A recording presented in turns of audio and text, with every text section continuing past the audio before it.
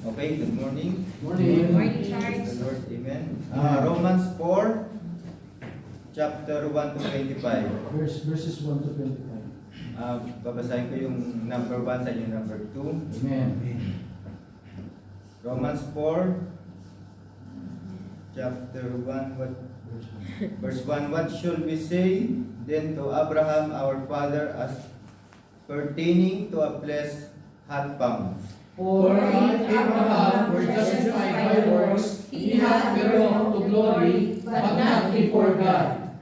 For what saint to Scripture Abraham believed God, and it was counted unto him for righteousness. Now to him that worketh is the reward, not because of grace, but of death. But to him that worketh not, but believeth on him that justified the ungodly, his faith is counted for righteousness.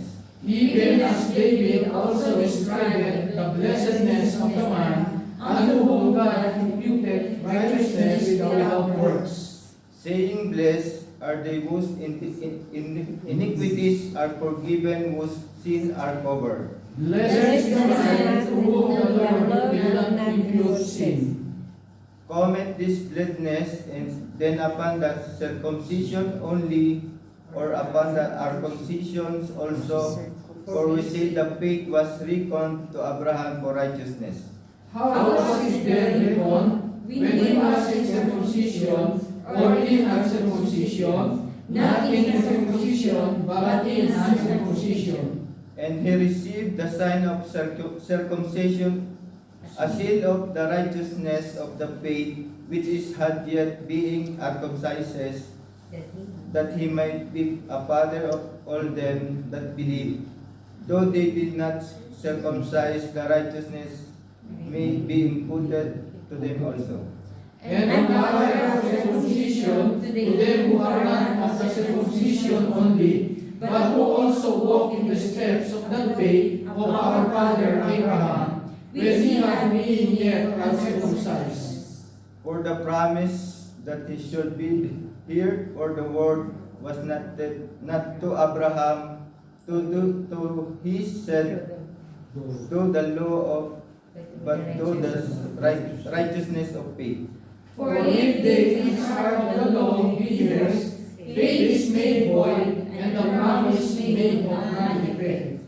Because the law of worketh wrath, for where no law is, there is no transgression. Therefore, this is faith that in my Christ, and the end promise might be sure of the seeds, not only which of the law, but also which of the faith of Abraham, who is the father of us all. As it is written, I have made thee a father of many nations before him whom they believe, even God who quickeneth the dead are called those things which not a true were there. Who against hope believed in hope, that he might become the father of many nations, according to that which was spoken, so shall thy seed be. And being not weak in faith, he considered not his own body now dead, when he was about 100 years old, neither yet deadness of Sarah's womb. He is gathered at the promise of God through unbelief, but was strong in faith, giving glory to God. In being fully persuaded that what he had promised he was able also to perform. And therefore it was imputed to him for righteousness. Now it was not written for his sake alone that it was imputed to him, but for us also, to whom it shall be imputed, if we believe on him that is Jesus our Lord from the dead, last na tayo. who was delivered for our offenses and was raised again for our justification. Amen. Amen.